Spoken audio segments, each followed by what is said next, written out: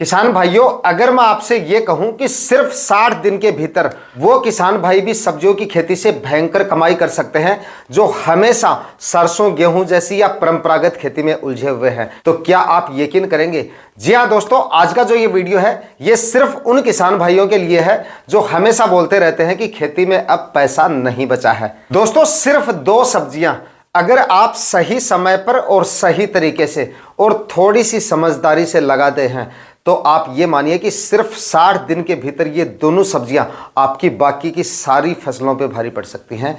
इतनी कमाई आपको ये दोनों सब्जियां अब लगाने पर करके दे सकती हैं। सिर्फ 1 एकड़ में इन दोनों सब्जियों को लगाकर कम से कम 3 से 4 लाख रुपए तक का नेट प्रॉफिट लिया जा सकता है अगर आप सही समय पर इनको ग्रो कर लेते हैं। आज इस वीडियो में इन दोनों सब्जियों के बारे में पूरी जानकारियां मैं आपको देने वाला हूं। कौन कौन सी वो दोनों सब्जियां हैं, कौन सी फसल को कब तक आपको लगाना है, लगाने का सही तरीका और डाले जाने वाले खाद उर्वरक और टॉप वैरायटियों के बारे में भी जानकारी मिलेगी। और दोस्तों, वीडियो के लास्ट में मैं आपको यह भी बता दूंगा कि दोनों में से कौन सी फसल सबसे ज्यादा प्रॉफिट देके जाएगी और किस किसान को कौन सी फसल लगानी चाहिए। इसलिए वीडियो पे लास्ट तक आपको बने रहना है। और यह वीडियो अगर आपके लिए इंफॉर्मेटिव रहे तो इस वीडियो को लाइक और शेयर जरूर कर दीजिएगा। जो किसान भाई चैनल पे नए हैं वो चैनल भी सब्सक्राइब कर लें ताकि खेती से जुड़ी नई नई जानकारियां आपको समय समय पे मिलती रहे। नमस्कार दोस्तों, मेरा नाम है सुरेश और आप देख रहे हैं खेत किसान झुंझुनू। तो दोस्तों, आज इस वीडियो में हम जिन 2 सब्जियों के बारे में बात करने वाले हैं जो इस समय पे हमें सबसे ज्यादा कमाई करवा के दे सकती हैं, उनमें से एक फसल का तो उत्पादन हाई है, यानी कि जबरदस्त उत्पादन देने की क्षमता रखती है वो फसल, और दूसरी के मंडी भाव काफी ज्यादा हाईएस्ट रहने के चांसेस हैं, यानी कि 80, 90 या 100 रुपए तक के मंडी भाव उस फसल के आपको मिल सकते हैं। इसलिए प्रॉफिट दोनों में से कोई सी भी आपको ज्यादा देके जा सकती है, क्योंकि एक का उत्पादन ज्यादा तो एक के मंडी भाव ज्यादा। जिनमें से पहले नंबर की जो हमारी फसल है ना दोस्तों, वो है तरबूज की खेती। इस समय पे जो भी किसान भाई तरबूज लगा लेते हैं, आने वाले समय में सही समय, लास्ट तारीख भी बता दूंगा, तब तक अगर आप अपने तरबूज के बीजों की बुआई कंप्लीट कर लेते हैं तो आप ये मानिए कि हाईएस्ट मंडी भाव आपको आने वाले सीजन में मिल सकते हैं। और इस समय पे लगाए गए तरबूज का उत्पादन भी आपको काफी जोरदार मिल सकता है। दोस्तों, अब लगाया गया तरबूज जिस समय पे आपका मंडियों में जाएगा उस समय पे हाईएस्ट मंडी भाव, यानी कि कम से कम 15 रुपए से लेकर 17, 18 या कई मंडियों में तो 20, 22 रुपए तक के मंडी भाव उस समय पे आपको मिल सकते हैं।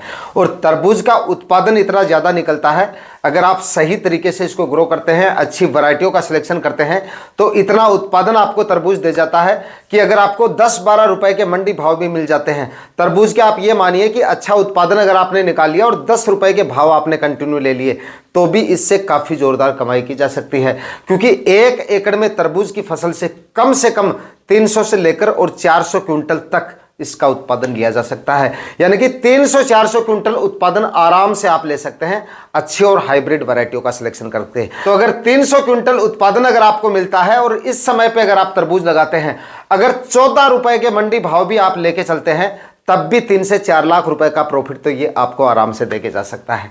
और इस समय पे लगाया गया तरबूज आराम से 14 रुपए तक के मंडी भाव आपको दे जाएगा। और उत्पादन 300 से कम अगर आपका निकल रहा है तो आप ये समझिए कि आपने या तो अच्छी वैरायटियों का सिलेक्शन नहीं किया, या समय समय पे फर्टिगेशन और रोग बीमारियों पे आपने ध्यान नहीं दिया, या फिर आपने पहली बार खेती की है। तो पहली बार अगर आप खेती कर रहे हैं तो भी आप 200-250 क्विंटल तो आप आराम से इसका उत्पादन निकाल लेंगे। क्योंकि पहली बार अगर हम खेती करते हैं तो थोड़ा सा रोग बीमारियों का नॉलेज नहीं रहता है और थोड़ा सा फर्टिगेशन वगैरह का भी पता नहीं रहता है।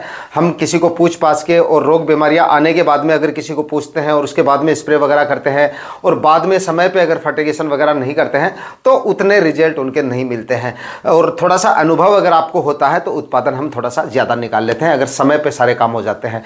तो पहली बार भी जो नए किसान भाई भी अगर तरबूज लगाते हैं तो भी 200 क्विंटल उत्पादन तो इससे आप आराम से निकाल सकते हैं। दोस्तों, तरबूज की फसल में ज्यादा कोई बेकार नहीं है, मतलब बाकी सब्जियों के मुकाबले इसमें ऐसी कोई रोग बीमारियां नहीं आती हैं जो किसान के समझ में ना आए या फिर उसका कंट्रोल नहीं किया जाए। सिर्फ आपको इसमें बता दूं कि फ्रूटिंग की स्टेज में थोड़ा सा फ्रूट फ्लाई का अटैक आपको इसमें देखने को मिलता है, और वो थोड़ा सा क्या, अगर आप कंट्रोल नहीं करते हैं तो इससे काफ़ी ज़्यादा नुकसान भी हमें हो सकता है।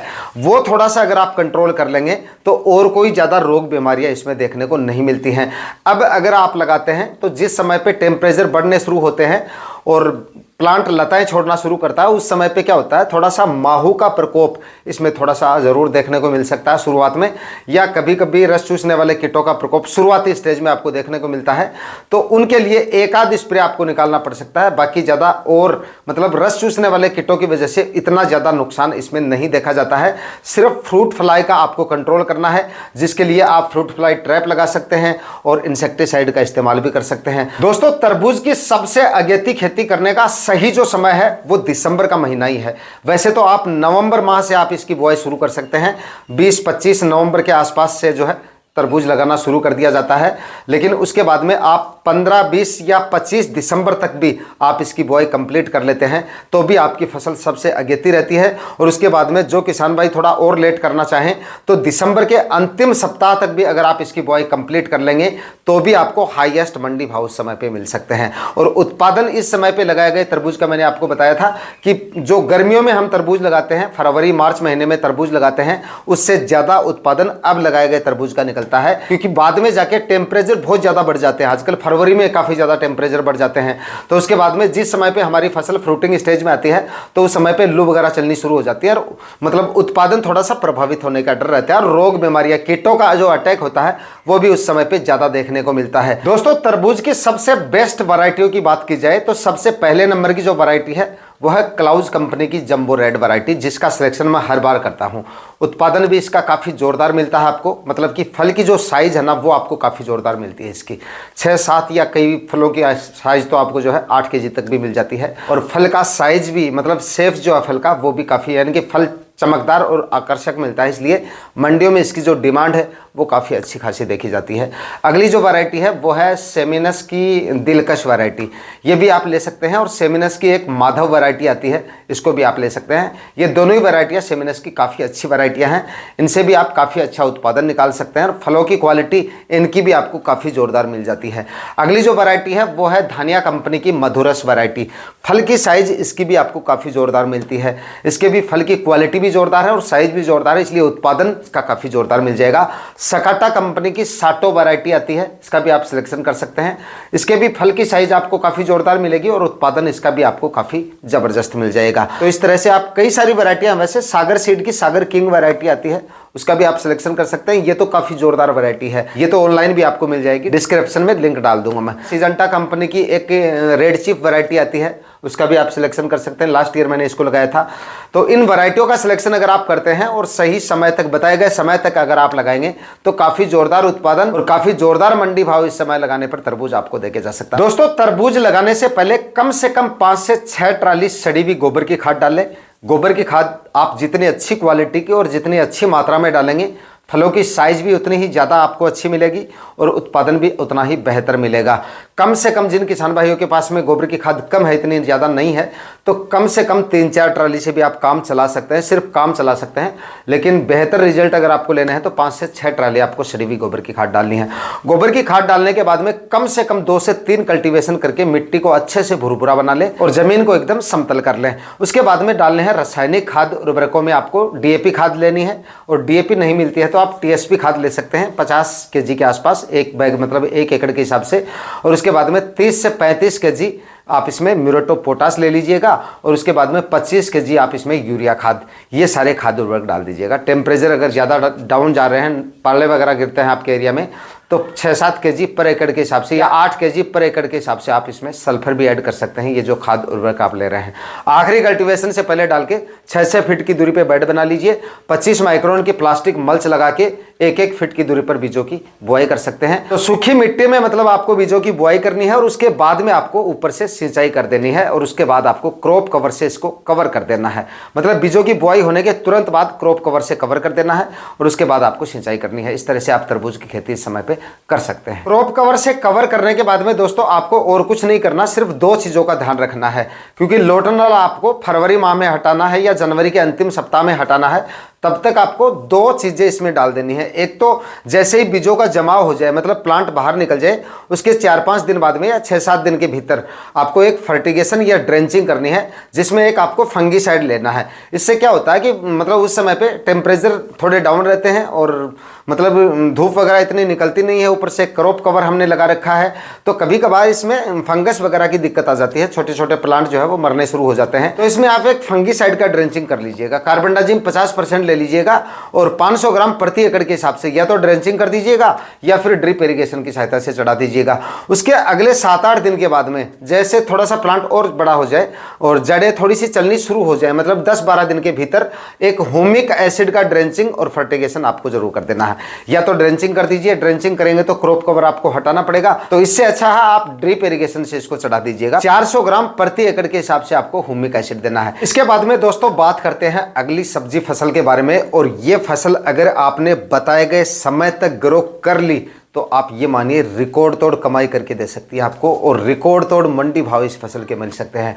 गर्मियों में हाई डिमांड में रहेगी और सप्लाई बिल्कुल कम देखने को मिलेगी आपको मंडियों में, यानी कि तोरई की खेती इस समय पे किसान भाई कर सकते हैं। जो देसी तोरई आती है ना, जो धारियों वाली तोरई आती है, उसकी बात कर रहा हूं, उसकी डिमांड सबसे ज्यादा देखने को मिलती है। अब अगर इसको दोस्तों हम लगाते हैं तो उस समय पे हमें कम से कम 80 रुपए तक के मंडी भाव मिलते हैं। हर साल हम इसको लगाते हैं और हर साल मंडियों में इसको देखते हैं कि उस समय पे हाईएस्ट मंडी भाव में रहती है। शुरुआत में तो 80, 90 या 100 रुपए तक भी, कभी कभी तो 120 रुपए तक भी कुछ मंडियों में ये चली जाती है। और उसके बाद भी इसके भाव में उतनी ज्यादा अचानक से गिरावट आपको देखने को नहीं मिलेगी, मतलब थोड़ी सी बाद में जाके जरूर थोड़े से भाव कम हो जाते हैं। यानी कि आप अगर दिसंबर के अंतिम सप्ताह में इसको लगाते हैं तो आपको जो है 55-60 रुपए तक के मंडी भाव मिल सकते हैं, और बाद में जाके 35, 40, 45 रुपए तक के भाव जो है वो आपको इससे मिलते रहते हैं। और एकदम सीजन में जाके भी इसके उतने ज़्यादा भाव में आपको गिरावट देखने को नहीं मिलती है, यानी कि 25-30 रुपए के मंडी भाव तो उस समय भी इसके आसानी से लिए जा सकते हैं। उत्पादन की बात करें तो उत्पादन भी बेल वाली सब्जियों में तोरई आपको काफ़ी जोरदार उत्पादन देने की क्षमता रखती है। और अब इसकी खेती करना बिल्कुल आसान है, नए किसान भाई भी इसको लगा सकते हैं। हालांकि बरसात के सीजन में इस प्रकार की सब्जियों को ग्रो करना और अच्छा उत्पादन लेना इनसे थोड़ा मुश्किल रहता है, लेकिन अब अगर इसको हम लगाते हैं तो इसमें उतनी ज़्यादा रोग बीमारियां इसको देखने को नहीं मिलती हैं और प्लांट को ऊपर चढ़ाने की भी आपको ज़रूरत नहीं पड़ेगी। यानी कि तोरई के लिए आपको जो मचान वगैरह बनाते हैं वो बनाने की भी जरूरत नहीं पड़ेगी। आप ज़मीन पे ही, यानी कि बेड बना के तो आपको लगाना पड़ेगा, बाकी बेलों को आप ज़मीन पे रख सकते हैं। दोस्तों तोरई लगाने के एकदम सही समय की बात करें तो सही समय इसका भी दिसंबर का महीना ही है। वैसे इसको नवंबर के अंतिम सप्ताह से लगाना शुरू किया जाता है, क्योंकि इसकी जो बेलें होती है वो ज़्यादा फैल जाती हैं और लंबाई थोड़ी उनकी ज़्यादा होती है और उत्पादन भी थोड़ा, बेल वगैरह जो थोड़ी सी साइज ले लेती हैं उनके बाद ही मिलना शुरू होता है। तो इसको थोड़ा जल्दी नहीं लगाया जाता है। जल्दी इसलिए नहीं लगाया जाता क्योंकि क्रॉप कवर से बाहर निकलने के या साइड में टच होने का खतरा रहता है, इस वजह से इसको ज़्यादा जल्दी नहीं लगाया जाता है। नवंबर के अंतिम सप्ताह में और उसके बाद में पूरा जो दिसंबर का महीना ना, वो इसकी खेती के लिए एकदम सही है। दिसंबर के अंतिम सप्ताह तक भी अगर आप लगाएंगे तो भी आपको इसके हाईएस्ट मंडी भाव मिल सकते हैं।